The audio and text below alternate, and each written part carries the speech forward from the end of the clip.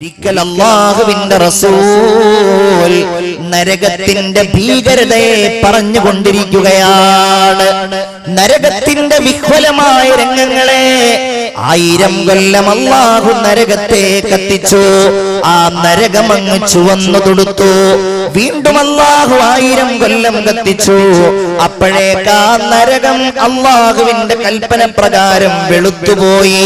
വീണ്ടും അല്ലാഹു 1000 കൊല്ലം കത്തിച്ചു. ആ നരകത്തിന്റെ കത്തിക്കൽ കാരണം ഫസ്വദ്ദത് കറുത്തുപോയി. ഫഇദാ ഹിയ സൗദാഉ മുളിമാ. അതുകൊണ്ട് തന്നെ നരകത്തിന്റെ ഭീകരമായ നിറമെന്ന് പറയുന്നത് അത് കറുത്തതും കൂരിരുട്ട് നിറഞ്ഞതുമാണെന്ന വചനം പ്രവാചകർ പറയുമ്പോൾ ഫഇദാ ഹുവ റജുലുൻ മിനൽ ഹബ്ശ, സ്വഹാബികളുടെ കൂട്ടത്തിൽ കറുത്തിരുണ്ട എത്യോപ്യയിൽ നിന്ന് വന്ന ഒരു അടിമയുണ്ടായിരുന്നു. ഫഖ്തഫ ബിൽ ബുകാ, കൂട്ടത്തിൽ നിന്ന് ആ മനുഷ്യൻ ആർത്തട്ടഹസിച്ചങ്ങ് നിലംപതിച്ചു പോയി. എല്ലാവർക്കും വലിയ സങ്കടമായി. അല്ലാഹുവേ, വീണുപോയല്ലോ. എല്ലാവരും ആ മനുഷ്യന്റെ ചുറ്റുപാടും ഇങ്ങനെ നിൽക്കുകയാണ്. എല്ലാവർക്കും വലിയ സങ്കടവും വേദനയുമുണ്ട്. ഫനസലൽ അമീനു മലക് ജിബ്രീൽ. ജിബ്രീൽ അലൈഹിസ്സലാം ഇറങ്ങി വന്നുകൊണ്ട് നബിയോട് ചോദിക്കുകയാണ്, മനിൽ ബാക്കി ബൈന യദൈക യാ റസൂലല്ലാഹ്. ആരാണ് നബിയെ അങ്ങയുടെ സദസ്സിൽ നിന്നുകൊണ്ട് ഇങ്ങനെ കരഞ്ഞുപോയ ആൾ? നരകത്തെ കുറിച്ച് പറഞ്ഞപ്പോഴേക്ക് കണ്ണുകൾ ഒഴുക്കി പൊട്ടിക്കരഞ്ഞു പോയത് ആരാണ് നബിയേ? ഹബീബായ റസൂലുള്ളാഹ് ആ മനുഷ്യനെ കുറിച്ച് പറഞ്ഞു കൊടുത്തു. അതിന്നയാളാണ്, അതിന്ന എത്യോപ്യക്കാരനാണ്. അല്ലാഹുവിന്റെ റസൂലേ, ജിബ്രീൽ അലൈഹിസ്സലാം പറയുകയാണ്, ഞാൻ അല്ലാഹുവിന്റെ അടുക്കൽ നിന്ന് വരികയാണ്. അങ്ങേക്ക് ഈ സന്ദേശം കൈമാറുവാൻ അല്ലാഹു എന്നെ ഏൽപ്പിച്ചതാണ്.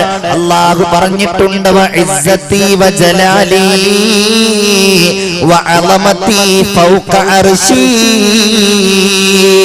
എന്റെ സ്ഥാനമാണ്, എന്റെ മഹത്വമാണ്, എന്റെ ഔന്നത്യമാണ് അർശിന് മുകളിലുള്ള. മാ ബഖത് ഐനു അബ്ദിൻ ഫിദ്ദുനിയാ മിൻ മഖാഫത്തിന്നാർ. നരകത്തെ പേടിച്ചുകൊണ്ട് അല്ലാഹുവേ, എനിക്ക് നരകമുണ്ടല്ലോ, അതിൽ കിടക്കേണ്ടി വന്നാൽ എന്റെ ഭീകരമായ അവസ്ഥകൾ കണ്ടവരില്ലല്ലോ എന്ന് ചിന്തിച്ചുകൊണ്ട് ആരെങ്കിലും കരഞ്ഞാൽ ഇല്ലാ അക്സർതു ലഹിഖഹാ ഫിൽ ജന്ന, സ്വർഗ്ഗത്തിൽ വെച്ച് അവന്റെ ചിരിയെ ഞാൻ വർദ്ധിപ്പിക്കുമെന്ന് അല്ലാഹു എന്നോട് പറഞ്ഞിട്ടുണ്ടെന്ന് മുഖറബായ മലക്ക് ജിബ്രീൽ അലൈഹിസ്സലാം ഹബീബായ നബി മുഹമ്മദ് മുസ്തഫ സല്ലല്ലാഹു അലൈഹി വസല്ലമയോട് പറയുകയാണ്. നമ്മൾ ഈ സദസ്സിൽ നിന്ന് നേടിയെടുക്കേണ്ടത് അങ്ങനെയുള്ള ഒരു വിചാരമാണ്. എന്റെ സ്നേഹമുള്ളവരെ, സഹോദരീ സഹോദരന്മാരെ, നമുക്കത് പേടിയായി തോന്നണം. 1-2 ചിന്തകൾക്ക് ഉദാഹരണം പറയുകയാണ് ഞാൻ. സ്വന്തം പിതാവിനോട് അല്ലാഹുവിന്റെ ദീനിന് വേണ്ടി യുദ്ധം ചെയ്ത് സ്വർഗം കൊണ്ട് സന്തോഷ വാർത്ത അറിയിക്കപ്പെട്ട സ്വഹാബി പ്രമുഖനാണ് സയ്യിദുന അബൂ ഉബൈദത്ത് ഇബ്നുൽ ജറാഹ് റളിയല്ലാഹു തആല അൻഹു. ബദറിൽ പങ്കെടുത്തയാളാണ്. സ്വർഗം കൊണ്ട് സുവിശേഷം അറിയിക്കപ്പെട്ടയാളാണ്. ആ മഹാനായ മനുഷ്യൻ പറഞ്ഞത്, ലൗ അന്നീ ബൈനൽ ജന്നതി വന്നാർ. അല്ലാഹു എന്നെ സ്വർഗത്തിന്റെയും നരകത്തിന്റെയും ഇടയിലാക്കി. എനിക്കറിയില്ല എന്റെ കർമ്മങ്ങൾ കൊണ്ട് ഞാൻ സ്വർഗസ്ഥനാകുമോ അതോ നരകാവകാശിയാകുമോ. അവിടെ വെച്ച് വിളിക്കപ്പെടുന്നു, ഫരീഖും ഫിൽ ജന്നതി വഫരീഖും ഫിസ് സഈർ. വിഭാഗം സ്വർഗാവകാശികളും മറ്റൊരു വിഭാഗം നരകാവകാശികളുമാണ് എന്ന് വിളിക്കപ്പെടുമ്പോൾ എനിക്കല്ലാഹു എവിടെയാണ് ഞാൻ കിടക്കുക എന്ന ഉറപ്പ് നൽകിയിട്ടില്ല എങ്കിൽ, എനിക്കത് പേടിയാണെങ്കിൽ എനിക്കറിയില്ല ഞാൻ സ്വർഗത്തിലാകുമോ എന്ന്. അങ്ങനെ ഒരവസരമാണ് എനിക്കുള്ളത് എങ്കിൽ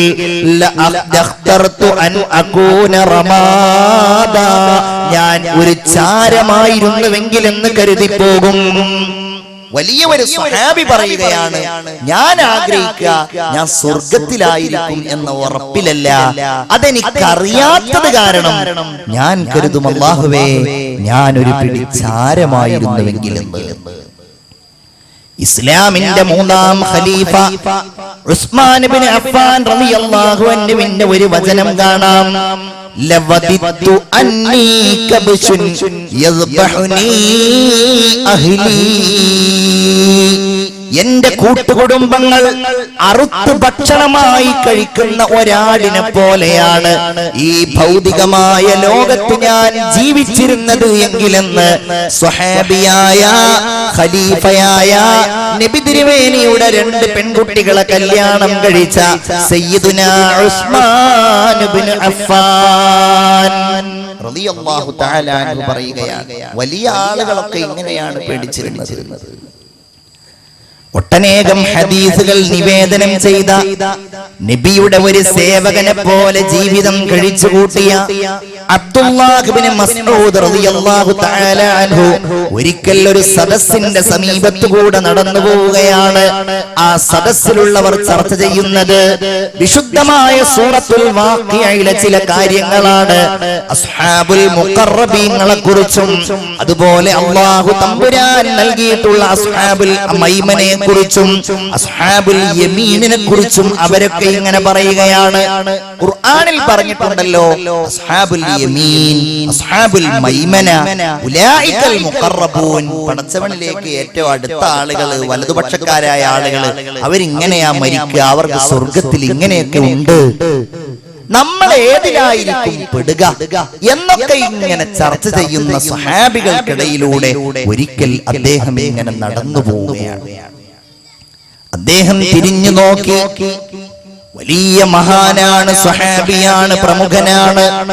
പക്ഷേ ആ മഹാനായ മനുഷ്യൻ പറയുന്നത്, എങ്കിൽ ഹാഹുനാ റജുലുൻ, നിങ്ങളുടെ കൂടെ ഒരാളുണ്ട്, വദ്ദലൗ അന്നഹു ഇദാ മാത ലം യുബഅസ്, മരിച്ചതിന് ശേഷം പുനർജനിച്ചില്ലെങ്കിൽ എന്നാഗ്രഹിക്കുന്ന ഒരാൾ. കാരണം അറിയില്ല ഞാൻ എന്തായിരിക്കും, സ്വർഗാവകാശിയാവുമോ നരകാവകാശിയാവുമോ എന്നറിയില്ല. അങ്ങനത്തെ ഒരാൾ നിങ്ങളുടെ കൂട്ടത്തിലുണ്ടെന്ന് സയ്യിദുനാ അബ്ദുല്ലാഹ് ഇബ്നു മസ്ഊദ് റളിയല്ലാഹു തആല അൻഹു. എല്ലാവരും അവരുടെ പേര് കേൾക്കുമ്പോഴൊന്ന് പറയൂ, സയ്യിദുനാ അബ്ദുല്ലാഹ് ഇബ്നു മസ്ഊദ് റളിയല്ലാഹു തആല അൻഹു. മൈ ഏക് തിൻകാ ഹോതാ, ഞാൻ ഒരു പുൽക്കൊടിയായിരുന്നുവെങ്കിൽ, മൈ ഏക് ചിടിയാ ഹോതാ, ഞാൻ ഒരു പക്ഷിയായിരുന്നുവെങ്കിൽ, ഇങ്ങനെയൊക്കെയായിരുന്നു അവരുടെയൊക്കെ ചിന്ത എങ്കിൽ, എന്റെ പ്രിയപ്പെട്ടവരെ, നമ്മൾ എത്രമേൽ ബേജാറാവണം, നമ്മൾ എത്രമേൽ പേടിക്കണം, നമ്മൾ എത്രമേൽ ഭയക്കണം. എന്റെ പ്രിയപ്പെട്ടവരെ, നമ്മുടെ യാത്രയൊന്ന് ആലോചിച്ചു നോക്കൂ. ഖബറിന്റെ ഏകാന്തതയിലേക്ക് എല്ലാവരും നാം ഒറ്റക്ക് വന്നതുപോലെ, ഏകനായി നാം വന്നതുപോലെ, നമുക്ക് കൂട്ടുകാരും സന്തതികൾ, നമ്മുടെ മാതാപിതാക്കളും നമ്മെ കാത്തിരിക്കുന്ന ഒരു ലോകത്തേക്കാണ് ഒറ്റക്ക് നാം വന്നത് എങ്കിൽ, പ്രിയപ്പെട്ടവരെ, ഒറ്റക്ക് വന്നതിനേക്കാൾ ഭീകരമായ അവസ്ഥയിൽ നാം മടങ്ങിപ്പോകുന്ന ആ രംഗം, ആരുമില്ലാത്ത രംഗം. ഇവിടെ നമുക്കെല്ലാവരും ഉണ്ടായിരുന്നു. ഇവിടെ നമുക്ക് ഭാര്യയുണ്ട്, മക്കളുണ്ട്, കൂട്ടുകാരുണ്ട്, നമ്മെ അറിയുന്നവരും കാണുന്നവരുമുണ്ട്. നാം മരിച്ചു കഴിഞ്ഞാൽ പിന്നെ നമ്മുടെ സ്വന്തമായിട്ടൊന്നുമില്ല.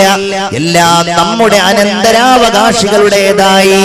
പിന്നെ നമ്മുടെ പേര് മാറ്റിയവർ, നമ്മുടെ ഓരോ സാധനങ്ങളും അവരെല്ലാവരും പങ്കിട്ടെടുക്കാൻ തുടങ്ങി. നമ്മുടെ വസ്ത്രങ്ങൾ നമ്മുടേതല്ലാതെയായി മാറി, നമ്മുടെ വാഹനങ്ങൾ നമ്മുടെ അല്ലാതെയായി മാറി. എന്റെ പ്രിയപ്പെട്ട സഹോദരിമാരെ, നിങ്ങൾ അണിഞ്ഞിരിക്കുന്ന സ്വർണ്ണാഭരണങ്ങളുണ്ടല്ലോ, അതൊന്നും നിങ്ങളുടേതല്ലാതെയായി മാറി. നിങ്ങളുടെ മക്കളുടെ, നിങ്ങളുടെ ഭർത്താവിന്റെ ആരാണോ നിങ്ങളുടെ അനന്തരാവകാശികൾ, അവരുടേതായി മാറി. നിങ്ങൾ ഖബറിലേക്കുള്ള ഏകാന്തമായ യാത്രയിലാണ്.